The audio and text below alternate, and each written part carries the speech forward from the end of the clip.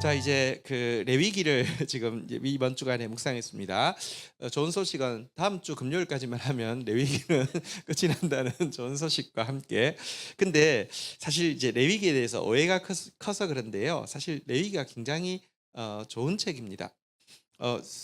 여러분, 이게 너무 일단 막 용어들도 어렵고요. 또 구체적으로 신약 시대 우리에게 실생활에서 무슨 의미가 있는지가 잘 안 와닿아서 되게 어렵게 느껴지는데, 사실 레위기가 사실은 성경에 있는 책 중에서 성격을 알고 조금만 기본을 알고 나면 가장 실용적이면서 가장 쉬운 책이 될 수 있습니다. 그럼 혹시 고등학교, 중고등학교 다닐 때 국어 시험 칠 때 설명문하고 논설문 헷갈리신 적이 있으시죠? 이렇게 지문을 설명문 몇 개 따놓고, 아니 논설문 몇 개 따놓고 중간에 설명문 한 개만 지문 따놓고 위에 글 중 성격이 다른 하나는 시험 친 적이 있습니까? 그래서 많이 틀리셨죠?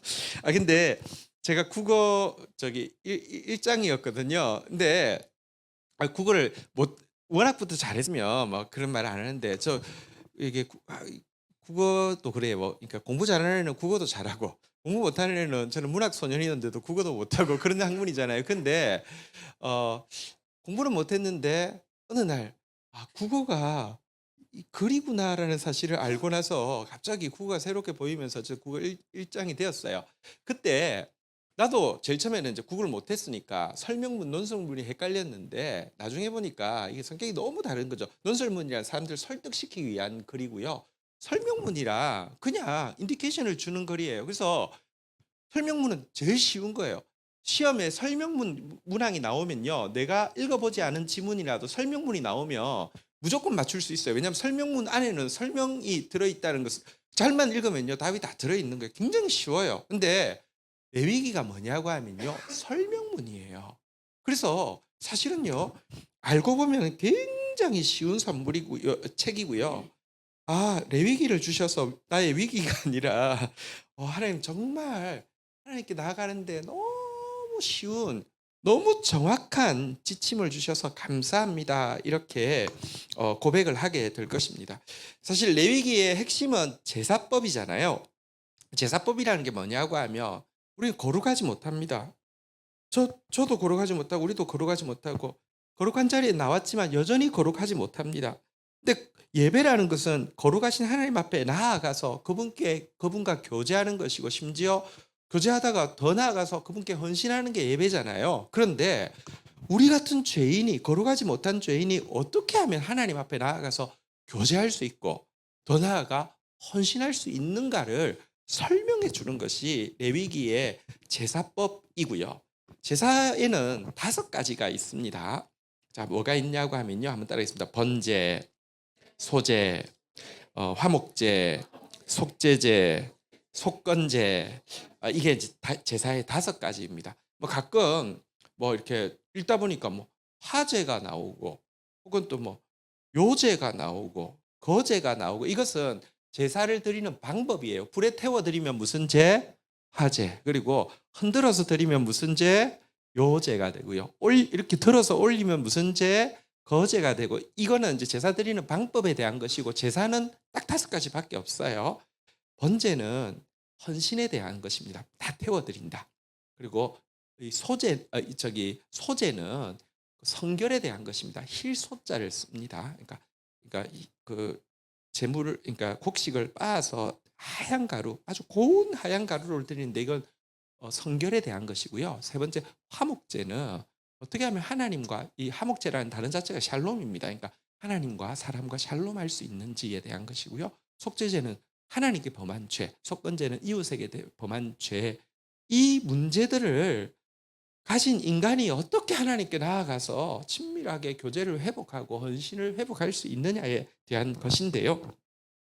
사실 신약 시대를 사는 우리에게는 이 5가지 제사를 그대로 반복할 이유는 전혀 없습니다. 왜냐하고 하면 사실 이 5가지 제사를 예수 그리스도께서 완벽하게 이루셨기 때문입니다. 그러니까 자기 전부를 헌신하셨어요. 번제죠. 완전한 성결의 삶을 사셨어요. 소제죠. 십자가를 통해서 하나님과 나와 사람 모든 사이의 화평을 화목하셨고요. 우리가 하나님을 향해 범한 모든 죄의 저주를 다 걸머지셨고 우리가 이웃을 향해 범죄한 모든 죄의 보상을 홀로 다 감당해 주신 속죄제와 속건제물이기 때문에 그렇습니다. 그러나 여전히 지금도 필요한데요. 우리가 하나님께 나아갈 때 예를 들면 하나님께 헌신하고 싶을 때 있잖아요. 그죠? 정말 여러분 하나님의 은혜가 임하면요. 사람들이요. 신앙생활을 해도 하나님을 이용하려는 사람이 있습니다. 뭐 하나님께 뭐 좀 빼낼까를 생각하는 사람인데 아주 어린 아이의 수준이고요. 내가 좀 자라가면 자라갈수록 하나님의 은혜가 임하면 헌신할 수밖에 없고 헌신하고 싶어요. 헌신을 받아주시는 게 최고로 나를 높여주시는 것이라는 것도 알게 되고 헌신을 받아주시는 게 최고의 감사의 제목이 될 수 있어요. 근데 어떻게 하면 헌신할 수 있을지에 대해서 궁금하면요. 번제를 다시 보시며 원리들을 통하여서 내가 어떻게 헌신할 수 있는지를 알게 되고요. 성결의 삶에 대해서 오늘 뭐 시간이 없어서 잘 다룰 수는 없지만 소재를 자세히 보시면 어떻게 하면 내가 성결의 삶을 살 수 있는지에 대해서 진짜 너무 정확하게 가르쳐 준단 말입니다. 어떻게 하면 샬롬을 맛볼 수 있는지, 어떻게 하면 하나님 앞에서 내가 연약함으로 무지함으로 범한 죄를 용서받을 수 있는지, 어떻게 하면 이웃과의 관계에서 상처를 주고 했는데 보상할 수 있는지에 대한 교과서가 여전히 레위기가 된다는 것입니다. 자, 이제 그 레위기 오늘 본문 한번 보도록 하겠습니다. 7장 35절, 36절 먼저 교독하겠습니다. 이는 여호와의 화제물 중에서 아론에게 돌릴 것과 그 아들들에게 돌릴 것이니 그들을 세워 여호와의 제사장의 직분을 행하게 한 날. 36절 같이 읽도록 하겠습니다. 시작. 곧 그들에게 기름 부은 날에 여호와께서 명령하사 이스라엘 자손 중에서 그들에게 돌리게 하신 것이라. 대대로 영원히 받을 소득이니라. 자, 이제 이제 오늘 본문에 보면 이제 제물 중에서 이제 화목제 이야기가 나왔는데요. 지금 이 순간은 이제 월요일 날 본문에 보면 나올 건데 위임식을 할 겁니다. 제사장에게 기름 부어 위임식을 할 건데요. 여러분 이제 위임을 받았습니다. 그러면 이제 이 일을 위해서 온전히 헌신하게 될 테인데요. 제사장이 되니까요. 그런데 36절에 보니까 그들에게 이야기합니다. 앞에 5대 제사에 대해서 설명했는데 5대 제사 제물에서 어떤 부분은 제사장에게 드리라, 어떤 부분은 제사장에게 드리라 이렇게 한 내용이 있는데 이거를 대대로 영원히 그대로 지키라고 백성들에게 명하고 있고 또 위임받는 자들에게는 대대로 영원히 너희에게 받을 소득을 내가 책임진다라는 말씀이 들어있는 내용입니다. 자, 이 말은 하나님께서 일꾼들을 세우실 때 그들의 육신적인 필요에 대해서 또 세밀하게 감찰하시고 곡식 떠는 소의 입에 망을 씌우지 말라고 하신 하나님께서 수고한 수고에 대해서 잊지 않으시고 반드시 갚아주신다는 보장입니다. 그래서 이 보장이 사실은 하나님의 일에 헌신하는 사람에게 있는 이 진짜 보험이고요. 또 뭐랄까요? 자부심인 것입니다. 자, 그러면 5대 제사에서 제사장에게 몫으로 이렇게 그 앞에 1장부터 6장까지 설명한 몫이 무엇인지 간단하게만 한번 좀 보도록 하겠는데요. 자, 5대 제사 이제 한번 간단하게 설명하겠습니다. 번제는 전부를 이제 드리는 제사를 번제라고 이야기하고 그래서 헌신을 상징하는데요. 대신에 번제를 드리기는 드리는데 나중에 띄워주세요. 네. 네, 그리고 도표가 지금 다 깨지네요. 도표가 혹시 살릴 수 있으면 안 되면 그냥 제가 그냥 안 띄우셔도 됩니다. 자, 번제는요. 전부를 드린다고는 했는데 문제는 가죽은 불에 타지 않습니다. 그래서 가죽은 벗긴 상태에서 전부를 드리면 되는데 가죽 벗겨서 그냥 드리느냐 그건 아닙니다. 내장도 깨끗이 씻고요. 심지어 발에 묻은 오물까지도 깨끗이 씻어서 이렇게 헌신의 상징으로 드리게 되는데요. 그러면 가죽은 그러니까 안 드리잖아요. 가죽은 누구 몫이 될까요? 제사장 몫이 된다는 것입니다. 그리고 이게 제사장들이 이제 옷을 만들거나 뭐 그런 데 이제 사용을 하는 몫이 된다 이렇게 됩니다. 번제는 헌신이라고 했죠. 자, 그런데 여러분 헌신을 하면 보십시오. 내가 지금 의무가 아니라 헌신을 위해서 번제물을 드리며 이렇게 제물을 내가 또 소를 이제 바쳤다고 치십시다. 뭐 소가 막 타는 모습을 보면서 내가 주님께 이런 헌신을 했어. 사람들도 보면 저분이 저거는 번제래. 저런 헌신을 했어. 이럴 수, 이럴 수가 있을까요? 그게 제도적으로 불가능하게 되어 있습니다. 제단은요 이렇게 생겼습니다. 제물은 이 안에 들어가기 때문에 하나도 보이지 않고요. 보이는 것은 번제물도 딱 두 가지만 보입니다. 번제를 드릴 때는요, 먼저 제물을 잡아서 피를 제단 사방에 막 마구 뿌립니다. 그리고 제물 자체는 하나도 보이지 않고 여기다 이제 전제를 태워 드리니까 불을 붙이며, 그래서 눈에 보이는 건 피하고 불밖에 없습니다. 꼭 기억해야 되는 것이 있습니다. 헌신하되 사람들에게 보이는 것을 굉장히 신경 쓰는 의식이 우리 안에 다 본능적으로 있습니다. 근데 꼭 기억하십시오. 헌신 사람에게 보이기 위한 것도 아니고요. 헌신이 하나님 앞에 공로 세우는 것이 아닙니다. 솔직히는 우리가 하나님께 헌신해 드리는 것이 아니라 하나님이 우리의 헌신을 받아주시는 것입니다. 하나님께 우리의 헌신이 얼마만큼이 되겠어요? 혹은 하나님, 거룩하신 하나님 앞에 우리의 헌신이 여러분 깨끗하지도 않습니다. 받아주시는 하나님 앞에 드러나는 것은 피와 불만 드러나는 것입니다. 피가 무엇일까요?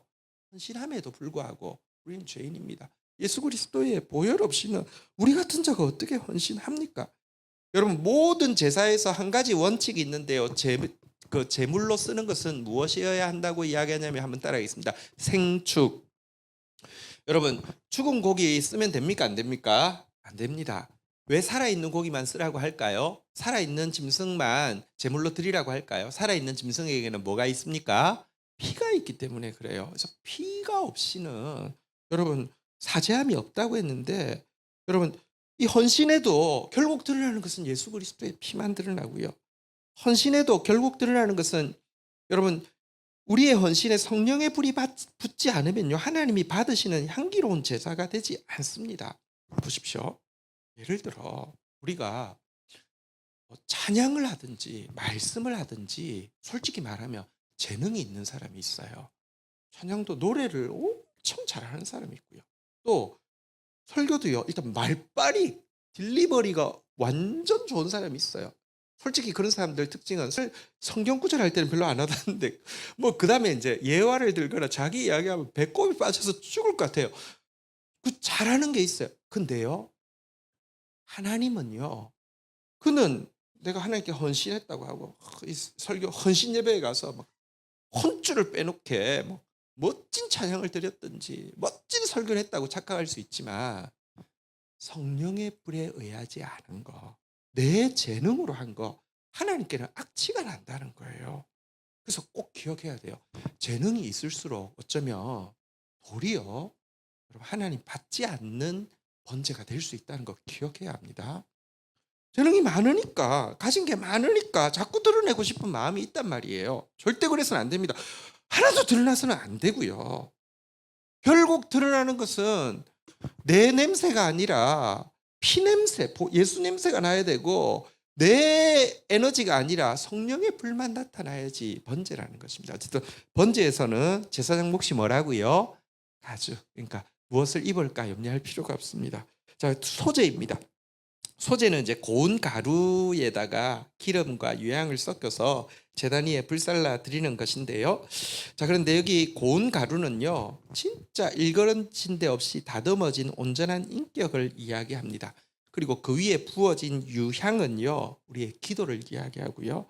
또 거기에 기름을 붓잖아요. 기름 무엇일까요? 성령이죠. 여러분 인격적으로도요, 사람도 그래요. 기본적으로 인격이 좀 갖춰진 사람이 있고요. 기본적으로 문제가 많은 사람이 있어요. 근데 그거는 하나님 앞에 하나도 중요하지 않아요. 하나님은 주지 않은 것 가지고 묻지 않으세요. 근데요, 여러분 기본적으로 인격적인 사람은 여러분 남들 앞에서도 좋은 사람 이야기 들었고요. 그분이 뭘 하면 이렇게 은혜 받았다 이야기 할 수 있지만, 거기에도 기름이 없으면 성령이 하지 않은 좋은 인격은요, 열매 못 맺습니다. 비록 거친 형상이 있고요.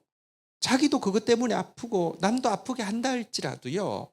하나님 앞에서 더 갈아지기 위해서 몸부림치면서 나로서는 안 된다는 거 알기 때문에 기도 더 많이 하고 나로서는 안 된다는 걸 알기 때문에 성령 더 의지하면요. 그 사람 통해서 열매가 맺히게 하신다는 것입니다. 자, 그런데 어쨌든 이 소재에서는요. 이 인제 이 한 움큼은 이제 그 이 밀가루에서 이렇게 하나님께 불태워서 드리지만 나머지는 레위인들의 몫으로 돌아가게 했습니다. 그래서 이게 양식이 되는 것이죠. 무엇을 먹을까 마실까 염려하지 말라고 했습니다. 무엇을 입을까도 염려하지 말고요. 무엇을 먹을까도 염려하지 말라. 너 몫이다. 영원한 대대의 너 몫이다. 이렇게 이야기를 하고 있습니다. 근데 한 가지 소재와 관련해서 기억해야 될 게 있는데요. 제물에 대해서 지극히 거룩하다라는 표현을 제일 많이 쓰는 제사는요. 번제, 소제, 화목제, 속제제, 속건제 5개에서 뭐가 제일 지극히 거룩하다고 이야기할까요? 의외로 소제입니다. 우리는 생각할 때 하나님께 헌신하며 진짜 거룩하다. 혹은 예를 들면 속죄, 이건 거룩하다 이럴 수 있는데 성결에 대해서는 약간 성결하면 좋지. 안 해도 뭐 괜찮아. 이런 경향이 있는데요. 하나님 입장에서는 성결을 가장 지극히 거룩하다라고 이야기하고 있는 거 또 기억할 필요가 있습니다. 자, 소제 보았고요. 자, 이제 화목제입니다. 화목제는 샬롬의 제사, 하나님과 사람 모두와 샬롬을 이루는 제사인데요. 이때 이제 하나님께는 기름 부위를 이렇게 올려 드리게 됩니다. 자, 그런데 여러분 기름 부위를 올려 드리는데 화목제 제사는요. 이 제사는 사실은 독립적이지는 않습니다. 번제를 드린 것에 화목제를 이렇게 덧붙입니다. 이게 무슨 말이냐고 하면 번제 제물이 예를 들면 상번제라고 해서 아침 저녁으로 이렇게 한 마리씩 드리는 제사가 있는데요. 이게 사그라 가다가도요. 화목제를 드리면 화목제는 뭘 드리는 거라고요? 기름 부위를 드리잖아요. 이게 탁 들어가면 불이 확 타오릅니다. 하나님과 내가 화목하고 싶어요. 하나님과 친밀하고 싶어요. 하나님이 좋아요. 하나님 가까이 하고 싶어요. 이런 고백이 있어야지만 계속 예배 생활이 불타오르고 계속되어집니다. 하나님 싫으면요. 의무로는 여러분 예배에 불이 붙지 않습니다. 그래서 사실 기름 부위를 바치라고 하는 것은 하나님이 좋아야지 예배가 불타오를 수 있다는 것을 보여주는 것이고요. 이제 기름 말고 이제 나머지 고기들은 사람이 먹든지 제사장이 먹는데 제사장의 몫은 오늘 나왔었잖아요. 오늘 그 GT 본문이었죠. 7장 33절, 34절에 보면 제사장에게 드리는 몫이 나오죠. 교독하겠습니다. 아론의 제사장 중 화목 제물의 피와 기름을 드리는 자는 그 오른쪽 뒷다리를 자기 소득으로 삼을 것이니라. 34절 같이 읽겠습니다. 시작. 내가 이스라엘 자손의 화목 제물 중에서 그 흔든 가슴과 든 뒷다리를 가져다가 제사장 아론과 그의 자손들에게 주었나니 이는 이스라엘 자손에게서 받을 영원한 소득이니라. 자, 여기 보니까 두 가지는 제사장 몫으로 드렸습니다. 첫 번째는 가슴 부위인데요. 이것은 뜨거운 이제 사랑을 이야기하죠. 하나님은 화목 제물 중에서 가슴 부위를 제사장들에게 몫으로 주면서 나는 영혼을 섬기는 너희에게 영혼을 향한 뜨거운 사랑이 있기를 원한다. 내가 그걸 주기를 원한다. 대대에 줄 것이다. 여러분 영혼을 맡았잖아요. 내가 비록 사랑이 없는 사람이라도 하나님은 이 가슴은 제사장들의 몫이기 때문에 내가 영혼을 맡았을 때 하나님 영혼을 향한 사랑을 주세요 하면 반드시 주십니다. 이것은 영원한 대대의 규례이기 때문에 그렇습니다. 또 한 가지가 오른쪽 뒷다리라고 그랬잖아요. 사실 말의 다리 중에서요. 앞발로 차는 게 셀까요? 뒷발로 차는 게 셀까요? 뒷발이 세죠. 오른발이 셀까요? 왼발이 셀까요? 오른발이 세죠. 사실 이제 오른쪽 뒷다리가 제일 힘 있는 다리인 게 맞습니다. 근데 이거를 주었다는 것은요. 하나님이 일을 맡겨 주시면요. 그 일 감당할 수 있는 능력도 함께 주신다는 것입니다. 이게 법칙입니다. 이것은 대대의 법칙입니다. 그 서베드로 선교사님이 그 사실은 진짜 좀 진짜 하나님께 거의 특공대 같이 헌신하시는 좀 특별한 분이잖아요. 근데 자기 이야기를 잘 안 해서 잘 몰랐는데 요즘 이제 통할 일들이 있어서 교제를 하다 보니까 이분이 진짜 좀 특별하더라고요. 27살 때 장안평에서 사업을 크게 시작을 자기 사업을 했나 봐요. 재정을 엄청 이렇게 버셨나 봐요. 근데 그때 그 장안평에서 30년 전의 일입니다. 어떤 분이 인제 그 뭐 그 북한 선교한다면서 이제 교회를 뭐 여기 세운다 그러니까 이제 그 교회를 출석을 했는데 27 살인데 건축위원장을 시키더랍니다. 근데 여러분 27살 아무리 개인 사업을 해도 27 살이 건축위원장이면 그 좀 웃기잖아요. 그죠? 근데 건축위원장이니까 이번에 또 목숨 걸고 기도하잖아요. 기도했는데 4년 만에 건물을 사서 봉헌을 했답니다. 봉헌은 뭐냐고 하면 그 건물에 대한 빚이 하나도 없는 상태를 이야기합니다. 야, 이게 어떻게 가능해? 이런 생각이 드는데요. 어쨌든 건물을 저기 예배당 건물을 장안평이면 서울 한복판이잖아요. 그죠? 그래서 사서 봉헌을 했대요. 그리고는 봉헌을 하고 나서는 그 하나님이 너무 좋으니까 결국 재산 전부 팔아 가지고 여기 예배당 북한 선교한다고 그러니까 지었을 뿐만 아니라 선교하려고 이제 중국으로 들어가 버린 거죠. 근데 이제 어 30년 동안 이제 사역했는데 사실은 눈으로 볼 때는 뭐 가르치던 제자들 갑자기 습격당해서 막 끌려가서 사형당하고 자기도 뭐 죽을 뻔하다가 돌아왔는데 아내도 병을 얻고 아들도 이제 이렇게 불구화되고 막 게다가 왔더니 그 장안평에 갔더니 그 목회자가 그걸 팔아먹고 사라져 버린 거예요. 그래 가지고 그 모든 게 '내가 30년 동안 한 게 뭔가.' 이런 마음이 어떻게 안 들겠어요. 그래서 굉장히 좀 많이 힘들었었는데 사실 저희들이 뭘 하겠습니까. 근데 그 아픈 마음으로 같이 하는 거 외에는 할 수 없잖아요. 그래서 잠시 그때 이제 오셔서 예배같이 드린 것뿐인데 지금은 벌써 영적으로 완전히 살아나셔 가지고요. 다시 꿈을 꾸면서 다음 세대를 향한 막 꿈들이 지금 막 이게 좀 폭발을 하시는 것 같아요. 지금 이제 저희 캠프장에 이번에 오셔 가지고 기간 내내 계시면서 땅 밟기를 하겠다고 하시면서 자기가 장안평 일도 있지만 북경에 있을 때도 신학교가 필요해서 땅 밟기를 하면서 북경 그 중심부에 빌딩을 하나 보고 "저거 주세요." 했는데 실제로 그걸 이제 가지게 된 거예요. 그래서 저 제 "목사님 이번에 가서 저는 뭐 이렇게 소개도 시켜 주시지 마시고 뭐 설교 같은 거." 제가 부탁을 했죠. 오신다고 해서. 하나님 허락을 안 한다고 하면서 "제가 할 일은 땅 밟기만 하겠습니다. 중보만 하겠습니다. 다음 세대를 위해서 중보하고 여기에 지금 캠프장이 이렇게 캠프가 세워져서 이 지금 다음 세대 살려야 된다."고 막 이렇게 그래서 이게 여러분 세상적으로 보면 하나님께 전부 드린 사람이 눈으로 볼 때 열매가 없으면 '나는 내가 미쳤었지. 절대로 안 해.' 이래야 될 것 같은데요. 여러분 두고 보십시오. 하나님 나라는 영원한 것이고요. 하나님은 영원한 것으로 갚아 주실 것인데요. 어쨌든 제가 보면서 약간 이렇게 진짜 세상이 저런 분은 사단이 감당이 안 되겠다 싶어요. 저런 사람 어떻게 이겨요? 이건 진짜 어쨌든 제가 지금 드리는 말은 뭐냐고 하면요. 하나님이 일을 맡겨 주시면 27 살짜리한테 일을 맡겨 주셔도요. 뭘 주신다고요? 오른쪽 뒷다리를 주신다고요. 그런 힘은 사람에게서 나오는 게 아니에요. 이제 그게 이제 보장되어 있다는 내용이었습니다. 자, 속죄제 한번 보겠습니다. 어 앞에서 이야기한 번제, 소제, 화목제는 자원하는 제사라고 하며 속죄제, 속건제는 의무 제사인데요. 속죄제는 이게 그 하나님 앞에서 범한 죄에 대한 제사인데요. 두 가지 경우에 속죄제를 드릴 수 있습니다. 고의가 아니라 연약함으로 범죄하게 되었을 때 속죄제를 드리면 하나님 용서하시겠다고 이야기했고요.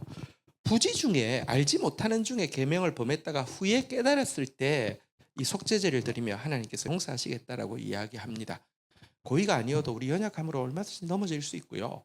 당장은 내가 죄 지은 줄도 모르는데 시간 지나서 보면 내가 죄를 범해서 하나님과 사람 앞에 피해를 끼칠 수 있는 존재가 인간입니다. 그런데 이제 속죄제는 다른 제사하고는 달리 신분에 따라서 재물이 구분이 되어 있었습니다. 제일 어떤 사람이 재물을 제일 많이 드려 범죄하면 제일 많은 재물을 드려야 할까요? 제사장입니다. 이스라엘 백성 전체가 범죄했을 경우에 하나님께 드리는 속죄 제물이 수소 한 마리였는데요.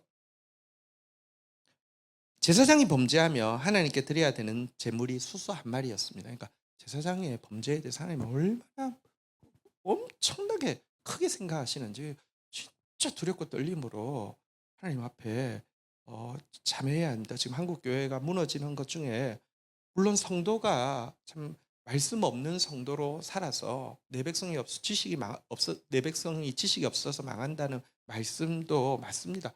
성도들 정말 한국 성도들 뭐 괜찮은 것 같지만 자세히 보면요. 하나님 말씀 없이 그냥 관습으로 주님 신앙생활 합니다. 그래서 신자는 많아지는데 세상이 짜지지도 않고 밝아지지도 않습니다. 문제 있습니다. 그런데 거기에 비해서 지도자들의 범죄는요. 비교할 수가 없습니다. 그런데 뻔뻔하기가 이를 데가 없습니다. 성경의 원리대로 하면 지도자 한 사람의 범죄가 백성 교회 전체의 범죄에 드리는 죄물과 같다고 하면요. 얼마나 회개해야 되는데 진짜 한국 교회 지도자 저를 비롯해 가지고 정말 무시무시한 하나님 앞에 죄를 범하고 있습니다. 족장들은 이제 순염소, 평민은 뭐 암염소나 어린 양, 정말 가난한 사람은 뭐 비둘기 두 마리, 뭐 아니면 진짜 재정이 없으면 가루 10분의 1 에바라도 어쨌거나 내가 연약해서 죄를 범했거나 모르고 죄를 범한 거 알게 되었을 때는 반드시 속죄제를 드리라 이렇게 되어 있는데요. 속죄제 제물 중에서는요. 여러분 가죽은 제물로는 쓸 수 없잖아요. 그죠? 그렇지만 속죄제라는 것은 죄를 상징하는 것이기 때문에 가죽과 부산물도 다 불태워 드리기 때문에 가죽은 제사장 몫이 아닙니다. 그런데 하나님께는 기름 부위를 속죄제도 기름 부위를 드리게 돼 있어요. 그럼 나머지 고기는 일반 성도들의 속죄 제물, 그러니까 자기 제사장의 속죄 제물은 전부 다 진영 밖에 가서 태워 버리라고 했습니다. 이건 죄니까. 그런데 일반 성도의 속죄 제물은 기름을 제외하고는 또 가죽과 부산물을 제외하고는요. 제사장이 먹으라고 했습니다. 그것도 가져가서 먹는 게 아니라 성전 안에서만 먹으라고 했습니다. 이것은 여러분 예수 그리스도께서 백성들의 죄를 다 걸머지시지만 제사장들이 예수님의 마음으로 백성들의 죄를 자기 죄처럼 걸머져야 된다는 것을 보여주는 것이라고 할 수 있습니다. 그래서 어쨌든 속죄제에서는 제물의 나머지, 그러니까 그 기름을 제외한 나머지 전체인데 성전 안에서만 취식하도록 되어 있었습니다. 마지막 속건제입니다. 자, 속건제는 우리가 제일 모르고 있는 제사인데요. 속건제는 대인관계에서 범한 죄에 대해서 이렇게 그 하나님 앞에 드리는 제물인데요. 구체적인 예가 나와 있는데 예를 들어 11조는 레위인들의 생활을 위해서 바치게 돼 있었는데 이것을 제대로 드리지 않으면 레위인들이 생활이 안 되잖아요. 그죠? 요거에 대해서는 무슨 제사를 드려야 된다? 속건제를 드리라 이렇게 돼 있고요. 혹은 이웃의 물건을 훔치거나 횡령하거나 착취하거나 혹은 습득한 것을 돌려주지 않았을 때 무슨 제사를 드려야 된다? 속건제를 드리다 이렇게 되어 있습니다. 자, 그런데 여러분 모든 제사 중에서 제일 헤비한 거, 제일 제물이 큰 게 뭘까요? 속건제입니다.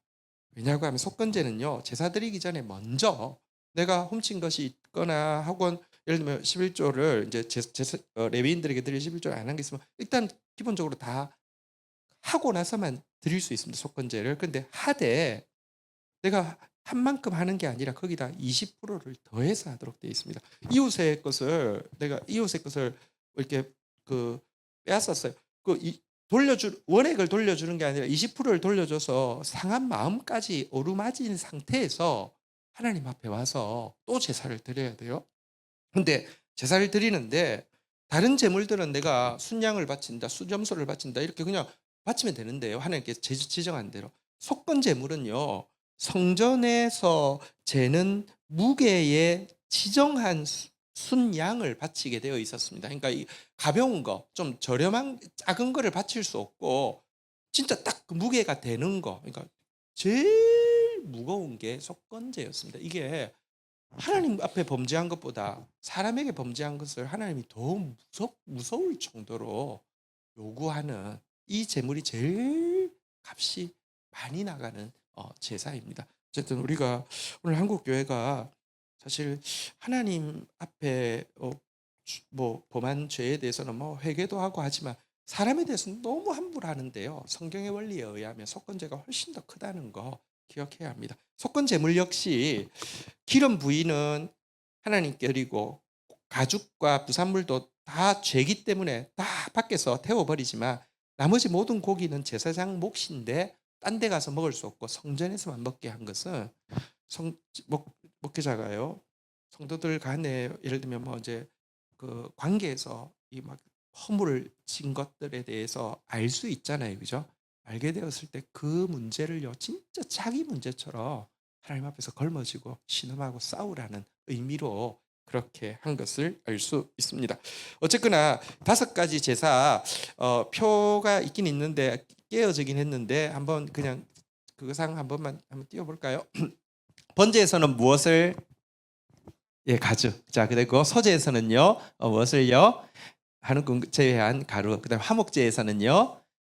가슴과 오른쪽 뒷다리. 자, 그다음에 속죄제에서는요. 기름 부위를 제외한 고기. 그리고 속건제에서는요. 기름 부위를 제외한 고기. 이것을 이렇게 이야기했는데요. 어쨌거나 모든 사역자에게 영원한 규례로 이것을 보장하셨다고 하면 여러분 하나님의 일을 할 때 진짜 기억해야 되는 것이 있습니다. 먼저 그 나라와 그 의를 구하는 삶을 살아야 된다는 것입니다. 무엇을 먹을까 마실까 입을까를 위해서도 사역할 수 있습니다. 사건이 되는 것입니다. 교회가요. 사실은 목회자들이 많이 배출되고 있는데요. 특별히 목회자들이요. 큰 교회 가고 큰 교회 가면 진짜 진짜 한국의 큰 교회들 가면 큰 부자들이 많이 있습니다. 제가 어떤 교회를 이제 집회를 하기 위해서 갔습니다. 근데 그 목사님이 이전에 다른 교회에 이제 계시다가 일로 왔어요. 다른 교회도 큰 교회였고 분당에 있는 교회였습니다. 근데 이 교회는 이제 한국의 지도층들만 모이는 교회였습니다. 근데 어쨌든 이분이 여기 계시다가 이제 일로 이제 부목사로 이제 오게 된 거거든요.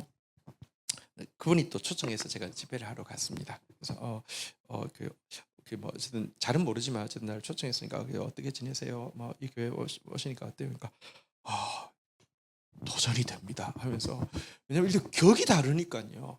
이 뭐 대하는 사람 거의 뭐 웬만하면 장관 막 이런 사람들 다 있는 교회니까 이 저기 성도들을 대할 때 이 도전이 됩니다. 근데 느낌이 뭐냐고 하면요. 약간 뭐랄까요? 아, 여러분 일단 이 사람들이 너무 커 보이는 거예요.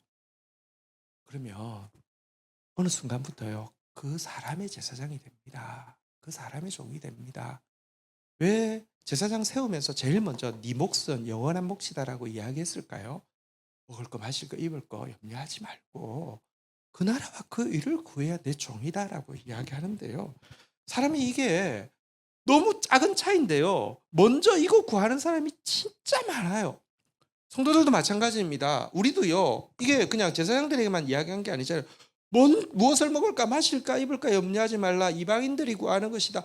먼저 그 나라 그 일을 구하라는데 이게 뒤집어져 가지고요. 일단 이거 해결하고 나면 할게요 하는데 그러면 평생 해결이 안 될 뿐만 아니라 여러분 하나님이 왕 같은 제사장으로 세우셨는데 위대하신 하나님이 위대한 사명을 가지고 세우셨는데 하나님이 여러분들 불쌍히 여기셔서 구원은 하실지 모르지만 처음에 왔을 때 너 뭐 하다 왔니? 아유 이거 진짜 저기 앞가림 하느라고 애쓰다가 왔습니다. 그래 아유 고생했다. 근데 하나님께서 기뻐하시지는 않으실 것입니다. 꼭 기억하십시오. 여러분 먼저 그 나라와 그 의를 구하라고 모든 거 다 하신다고 진짜 다 하신다니까요. 이거 체험하는 여러분 되기를 주의 이름으로 축원드립니다. 저는 사실은 이제 일반 목회자하고는 조금 다르죠. 왜냐하면 뭐 목회자니까 현실을 잘 모른다 생각할 수 있지만 뭐 그런 면도 있어요. 별로 현실에 대해서 많이 생각을 안 하니까요. 근데 또 일반 저기 그 목회자들보다 아니 어쩌면 일반 성도들보다 현실 문제에 더 구체적으로 결부되어 되어 있습니다. 제가 34년 동안 인쇄비로 쓴 돈만 아무리 작게 계산해도 100억이 넘을 겁니다. 근데 한 푼도 사람 찾아가서 이렇게 "이거 필요하니까 주십시오. 지금 언제까지 못 맞추면은 부도납니다." 이래 본 적이 없습니다. 어 실무자가 계시니까 실무자는 속이 터지겠지만 저 속이 터지든지 말든지 상관없이 일단 저는 믿음이 있습니다. 왜냐하면 이게 하나님 일이면 하나님 책임지신다는 믿음이 있습니다. 그리고 그 믿음에 하나님이 한 번도 여러분 실망 안 시키고 일하셨습니다. 그 여러분 그 배짱이 있습니다. 저는 그래서 어떤 의미에서는요. 일반인 누구보다도 우리 책은요. 두 달에 한 번씩 마감 다가오고요. 두 달에 한 번씩 인쇄소에서 이렇게 돈을 안 주면은 안 돌아가는 일입니다. 돈 안 주면 책 찍어주는 자선 사업가 아무도 없습니다. 근데 여러분 제가 드리고 싶은 말씀은 뭐냐고 하면 진짜 이런 세계가 있다는 것입니다. 하나님 앞에 헌신하고 나아가면요. 여러분 사랑도 있고 힘도 있고요. 하나님 앞에 헌신하고 나아가며 무엇을 먹을까 마실까 입을까 문제 책임지시는 분이십니다. 우선순위를 분명히 하는 여러분 되시기를 주의 이름으로 축원드립니다. 37절 38절 마지막 절입니다. 읽겠습니다. 이는 번제와 소제와 속죄제와 속건제와 위임식과 화목제의 규례라. 38절 읽겠습니다. 시작. 여호와께서 시내 광야에서 이스라엘 자손에게 그 예물을 여호와께 드리라 명령하신 날에 시내산에서 이같이 모세에게 명령하셨더라.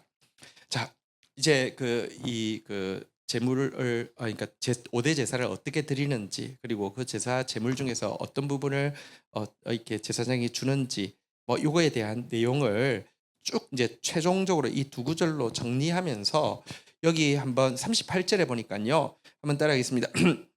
명령하신 날에 명령하였더라. 그러니까 이제 이래라 이 5대 제사를 이렇게 드리라 명령하신 날에 모세에게 명령하신 것이다라고 이야기하면서 명령이 두 번 나왔는데요. 제사에 대해서 총정리하면서 명령이라는 단어를 두 번 쓴 것을 좀 중요하게 생각할 필요가 있습니다. 제사에서 결론은 여호와의 명령에 대한 순종이라는 것을 보여주고 있습니다. 한번 보십시오. 제사에서 핵심이 뭘까요? 은혜 받는 것일까요? 제사에서 핵심이 뭘까요? 제사가 예배잖아요. 그죠? 예배에서 핵심이 뭘까요? 예배를 드렸더니 은혜를 받았어. 이게 핵심일까요? 혹은 예배에서 사실 제일 중요한 비중을 차지하는 것은 설교입니다. 이것은 이제 기독교의 특징이죠. 그러니까 말씀이 하나님이시기 때문에 그러니까 말씀 사역자를 통하여서 설교라는 것이 다른 모든 종교를 통틀어서 기독교만 설교가 제일 깁니다. 근데 어쨌든 그래서 이게 설교가 진짜 캐리그마 하나님의 말씀에 대언이 되도록 설교자가 좀 진짜 기도하는 마음으로 잘 준비되어야 된다는 게 맞는데 여러분 그러면 설교가 예배에서 제일 중요한 비중을 차지하며 예를 들어 설교자 입장에서 예배를 이렇게 드리는 것의 핵심이 설교를 잘하는 것. 그래서 성도들이 뭔가 이렇게 은혜 받은 것 같고 나도 오늘 베스트야. 오늘 대단하지 않았어. 스스로 막 그런 자부심이 느껴지는 게 예배의 핵심일까요? 아니면 성도들은 은혜 받고 목회자는 설교를 잘하고 이것 두 개가 모여서 사람들이 모이기 시작하고요. 그다음에 모이더니 헌금이 모이기 시작하고 그래서 건물을 사고 그래서 막 뭐 소위 말하는 막 큰 교회가 되는 것이 예배의 핵심일까요? 아니면 예배를 잘 드리고 났더니 사업이 술술 풀려. 예배를 잘 드리고 났더니 뭐가 일이 잘 돼. 성도들이 내가 인풋 대비 아웃풋을 계산했을 때 아무래도 이 예배는 남는 장사에 효율이 있어. 이렇게 느끼는 게 예배의 핵심일까요? 사람들이 예배에 대해서 나름 예배의 핵심을 지금 방금 이야기한 것 중에 하나로 생각한다니까요.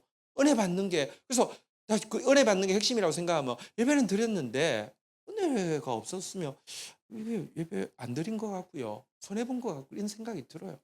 예배 드렸는데 목회자가 설교를 망친 것 같으면요. 기분 나쁘고 화나고 그냥 부끄럽고 막 예배가 중요한 게 아니라 자기 설교 못한 게 더 중요해요. 예배에서 어쨌든 무슨 효율을 생각하든지 성과를 생각하든지 근데요. 기억하십시오. 지금 예배 제사법 5가지를 전부 정리하는 마지막 구절이요. 다시 한번 따라하겠습니다. 명령하신 날에 이같이 명령하셨더라. 나는 이렇게 너희에게 5가지를 명령했다. 모세야 기억해라. 내가 너희에게 이거 명령했다. 명령에 대한 순종. 여러분 제사는 예배는요. 바르게 들어도 은혜의 느낌이 없을 수도 있습니다. 설교자가요. 하나님 앞에 바르게 대언을 해도요. 사실은 뭔가 자기도 막 보람이 있고 다 잘한 것 같아. 성도들도 반응이 없을 수도 있습니다. 진짜 하나님의 말씀을 대언했는데도 전혀 다른 반응이 나올 수 있습니다. 아니 생각해 보십시오. 예레미야가 예언을 해도 예수님이 설교를 해도 반응이 안 좋았는데 그러면 그 예배를 설교를 잘못한 겁니까? 아니잖아요. 전혀 반응이 없을 수 있습니다. 예배를 하나님 앞에 드렸는데 눈에 보이는 부흥이 없을 수도 있습니다. 효율이 없을 수도 있습니다. 핵심이 아니라니까요. 전혀 핵심이 아니라니까요. 하나님 시키는 대로 했느냐가 예배의 핵심이라는 것입니다. 순종이 제사보다 낫다는 말씀이 있잖아요. 우리 마지막으로 볼까요? 사무엘상 15장 22절 한번 볼까요? 같이 한번 읽도록 하겠습니다. 시작. 사무엘이 이르되 여호와께서 번제와 다른 제사를 그의 목소리를 청종하시는 것 좋아하심같이 좋아하시겠나이까. 순종이 제사보다 낫고 듣는 것이 순양의 기름보다 나은. 그러니까 청종, 경청하고 순종하는 거. 순종이 하나님 말씀 듣고 명령대로 하는 것이 여러분 다른 어떤 것보다 중요하다는 거. 이게 제사의 핵심입니다. 꼭 기억하셔야 됩니다. 이래야지만 하나님께서 사용하실 수 있는 종이 되는 것입니다. 다른 것에 포인트를 둔 사람은요. 아까 번제 때도 이야기했지만 여러분 그 불이 안 붙습니다. 자기 헌신한 것 가지고 꼴값을 떨게 되어 있습니다. 그거 진짜 위험한 것입니다. 하나님께서 받으시는 그런 진짜 가장 아름다운 순종의 제사를 드릴 수 있는 저와 여러분들이 되기를 주의 이름으로 축원드립니다. 우리 자리에서 일어서셔서 같이 찬양하고 주님 앞에 기도를 심겠습니다.